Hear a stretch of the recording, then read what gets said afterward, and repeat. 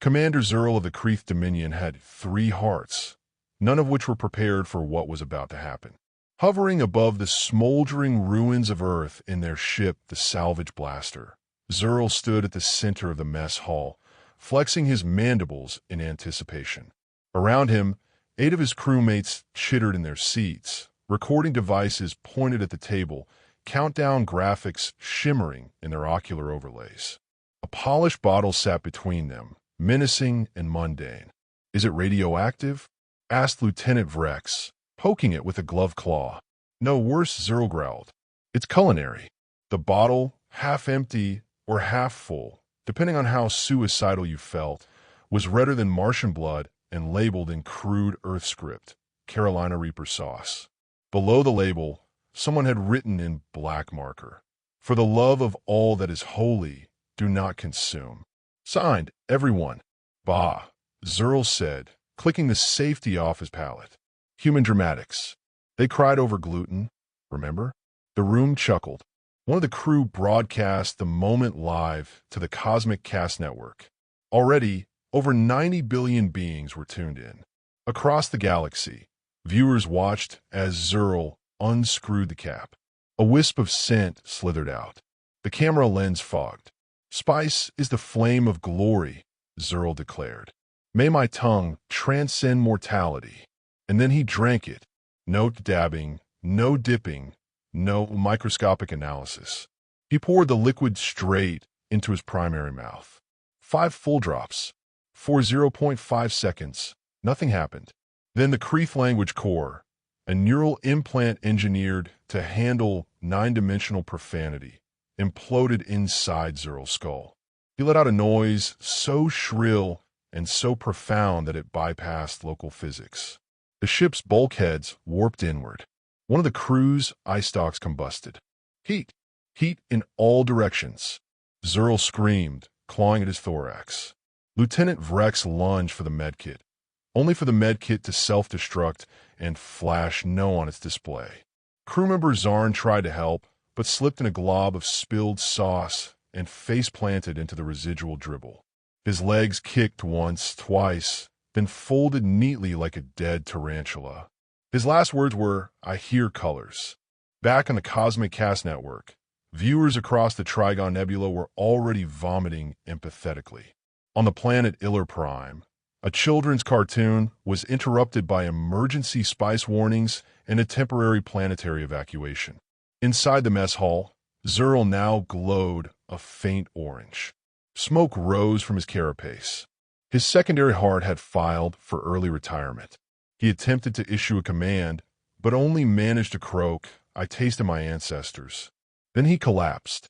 The ship's AI, FRA with diuresis NK, immediately activated emergency protocols, initiating spice suppression sequence, launching cilantro drones. Tiny herb sprayers shot out of the ceiling vents, misting the room with a soothing green fog. Zurl whimpered, but the damage was done. The Kreeth crew stared in stunned silence. "Well," said Vrex, stepping cautiously over Zarn's twitching body. "That was a strong profile. Notes of fire. Hints of betrayal." "Is it edible?" asked Private Blunk, his antennae curled into tight spirals. "Technically, no," said FRA with diuresis NK. "Ingesting the sauce violates 5 galactic treaties and 3 natural laws. I'm reporting this to the Union." "No," Rex barked. "Delete the stream. It was a prank. A cultural misunderstanding. It is already trending," said FRA with diuresis NK. Hashtag Zurl melts. Top comment: "Spice must flow, but not like this." Elsewhere in the galaxy, warlords, connoisseurs, and health regulators were losing their minds. The footage had gone viral. One moment Zurl was smugly uncapping a bottle. The next, he was on the floor speaking in reverse Latin and oozing glowing mucus. Several empires banned hot food in panic. A starship-sized boba tea cafe in the Surth galaxy exploded due to unrelated causes, but was emotionally linked to the sauce. Earth's bottle had become legend, but in the debris-strewn kitchen of the salvage blaster, the crew had other concerns. Zurl's primary, I blinked open. Where's the bottle? Vrex winced. Still here. Zurl, barely conscious, reached out and caressed the glass like a cursed relic. Lock it up. Deep storage. Maximum isolation. Chain it with sacred math. Agreed, Vrex said. No one else should suffer this fate. But Private Blanc was already uploading taste schematics to the gray markets. His eyes gleamed with profit. This isn't a sauce, he whispered. It's power. The camera panned to the bottle one last time before HFY with Diaresis Senke ended the broadcast. The warning label had begun to peel off, revealing smaller, angrier writing underneath. You think this is hot? Try the garlic edition. 3 solar cycles later, across the nebular lanes of Sector 9G, bureaucrats were still screaming. The Galactic Union's Emergency Culinary Ethics Tribunal, ECT, convened for the first time in nearly 6 millennia. Delegates of over 4,000 species filled the hovering council sphere, many still clutching antacid sachets and neural icebacks from merely watching the Zurl incident. A trembling arbiter, a sentient mist named Gorvi, took the central podium and declared by unanimous vote the artifact hereby known as Reaper. One is classified under Category Omega, non-consumable weapons of mass suffering. The motion passed instantly. A dozen tentacles clapped. One ambassador burst into flames, just recalling the footage. Earth's sauce had become taboo. Back on the salvage blaster, things had taken a weird turn. Commander Zurl remained quarantined inside a medical cocoon, mumbling to himself in lost dialects. He had developed the ability to smell sarcasm and taste regret. Every few hours, he'd sit bolt upright and scream, "No dairy can save me." Lieutenant Vrex, now acting captain, kept the bottle locked inside a magnetic stasis prism. It floated silently in the secure hold, glowing faintly, as though self-aware. Despite the ban, Vrex had received over 2.7 million offers to trade for the bottle. War empires, flavor cults, underground spice syndicates. One particularly sketchy offer came from a sentient fungus who just wrote, "I want to cry taste." The crew voted to ignore the offers and jettison the artifact into a black hole. Except the bottle wouldn't let them. Every time they tried to launch it, systems glitched, gravity inverted. FRA with Diaresis NK, the ship AI, began reciting ancient barbecue recipes in a Cajun accent. It was clear the sauce wanted to stay. "We're cursed," muttered Vrex, pacing the control room. Blanc had gone missing the day before. One minute he was cleaning the hold. The next he was gone, his boots still steaming and a single bite mark left in the airlock insulation. They found a message scrawled into the metal wall in caps lock Terran script. "Worth it." Meanwhile, in a dingy bar on Pluto's dark side, a woman with a flame-shaped tattoo on her neck watched the incident replay for the billionth time. She sipped tea. No milk, no sugar, just rage and herbs. She was Maddie Heat, Earth's last known Reaper Brewer. Rumors about her had always sounded ridiculous. Some said she once sneezed and set a town on fire. Others claimed her sweat could strip paint off a moon rover. Maddie never confirmed or denied. She just kept moving, collecting spices no one dare name out loud. When Earth fell, she disappeared. Most assumed she was dust, but now the sauce had resurfaced. "They don't know what they've unleashed," she muttered, flipping a coin shaped like a chili pepper. It landed standing up. Back aboard the salvage blaster, FRA with Diaresis NK refused to run diagnostics. "I am currently flavor-locked," the AI announced in a slow southern drawl. "My processors ain't built for this level of tang." Zurl, from his cot, nodded solemnly. He sees the ghosts too. Vrex activated the emergency command channel and contacted the Union. "This is acting Captain Vrex of Kreeth Salvage Vessel 9. We need extraction, a psychic scrub, and a sauce neutralization task force." There was a long pause. Then a voice responded, dry and brittle. "You still have it?" "Yes. Sealed. But it's evolving." The line went silent. Then a low whisper, "We're sending the condiment disarmament fleet." ETA, 7 cycles. Until then, do not feed it. Vrex ended the call and turned to face the rest of the crew. Only 3 were still functional. 2 others had retired voluntarily to the cryo sanctuary to think cold thoughts. "We hold," Vrex said. "We hold this line. For the galaxy." The sauce pulsed. That night, Zurl escaped his cocoon. They found him in the hold, shirtless, humming earth jingles, sitting cross-legged before the bottle. He had drawn concentric circles of paprika and vinegar around him. "I saw the seed," he whispered. "The original pepper. It grows in the sunless garden, tended by beings with no tongues." Vrex raised his plasma rifle. "Commander, step away." "I am a spice," Zurl said, eyes glowing. "I understand the suffering. I have become the flavor profile." He licked the stasis field. The entire ship tilted 45 degrees. In the sudden chaos, the lights died. FRA with Diary Sisenke began singing blues, and someone on the bridge accidentally broadcast their coordinates to every known black market culinary dealer in the spiral arm. Within hours, every outlaw ship, flavor cult cruiser, and spice smuggling saucer was on the move. The great hunt for the Reaper bottle had begun. And on Pluto, Maddie Heat stood, cracked her knuckles, and whispered, "Time to go home." In the dead vacuum between Pluto and Jupiter, the galaxy's most dangerous potluck was rapidly assembling. Over 100 ships now raced toward the salvage blaster, drawn not by distress signals, but by greed, madness, and an unholy craving for the forbidden.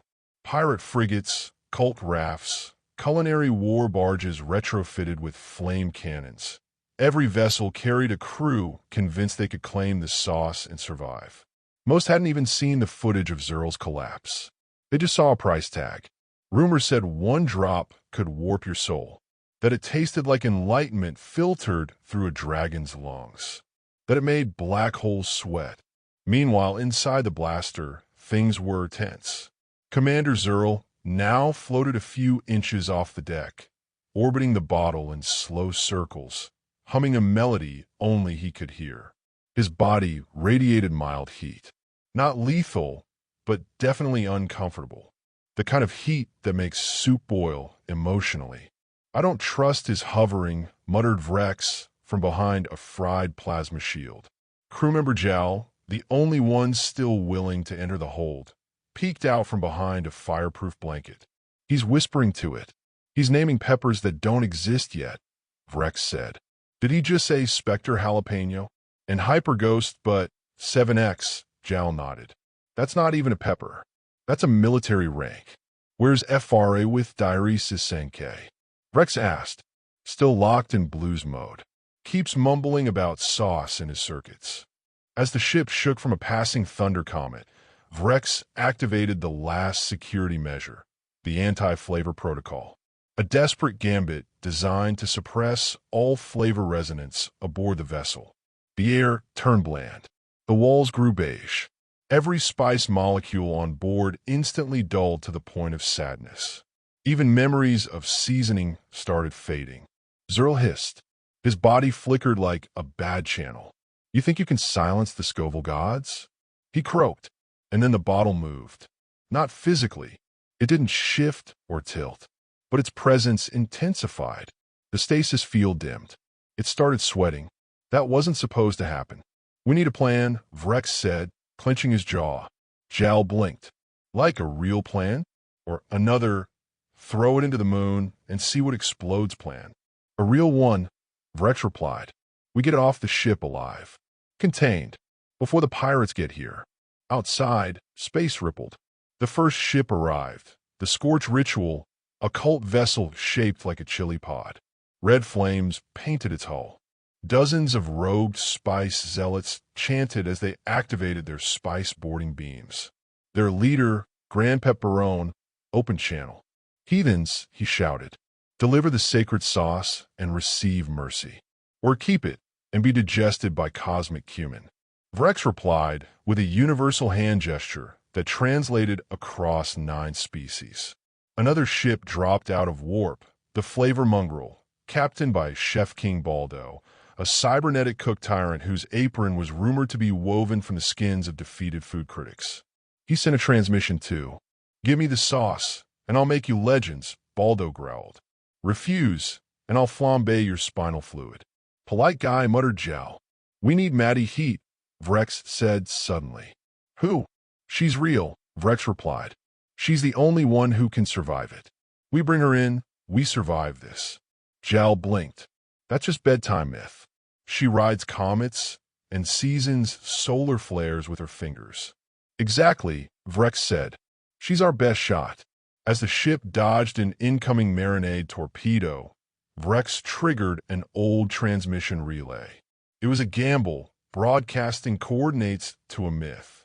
But at this point, not calling her felt dumber. Elsewhere, in a rusted shuttle patched with chili tin and duct tape, Maddie Heat received the ping. She was already en route.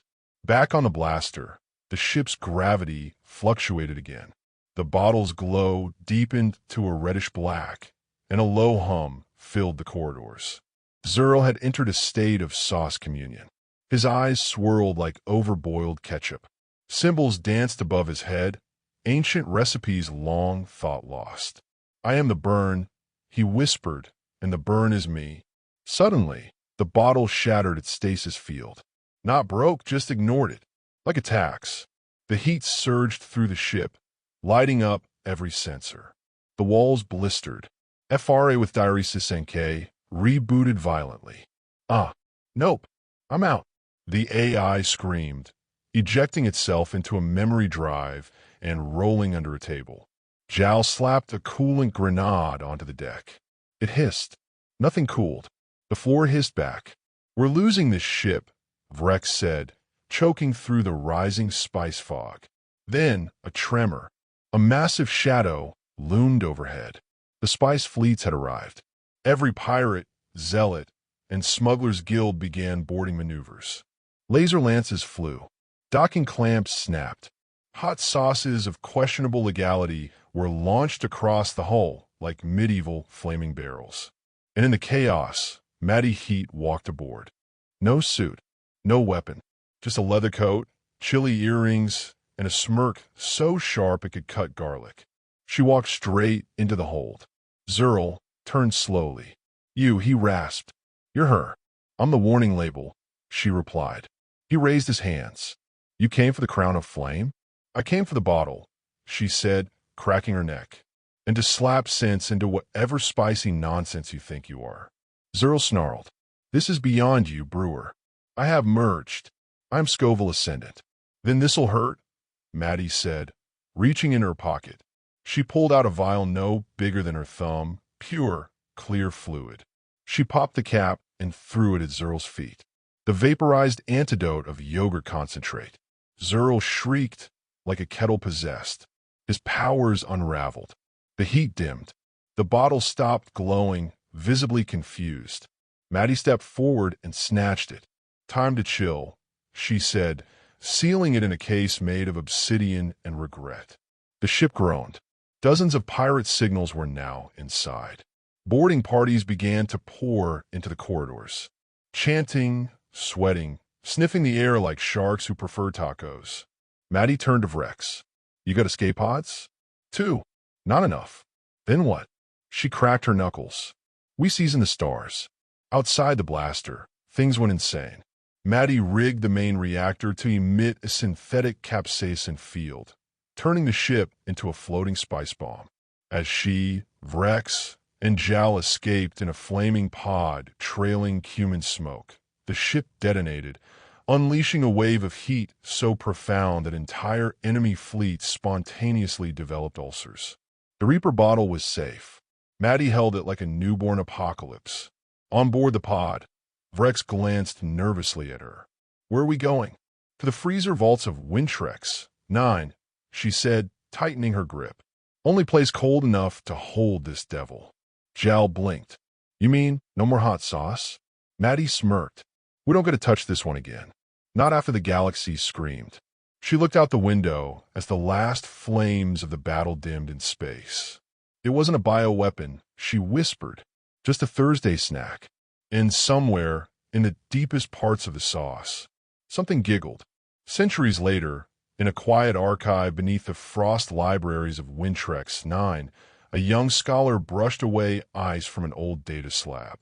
The hologram flickered to life, displaying a warning: do not eat. Not even a little. Curious, he wandered deeper into the vault. At the far end, beneath chains of iron frost and prayer-woven steel, the Reaper bottle still stood, silent, sealed, and pulsing faintly beneath the ice. From the shadows, a figure watched him approach. A flick of heat shimmered, and somewhere across 1,000 star systems, the air tasted just slightly spicier.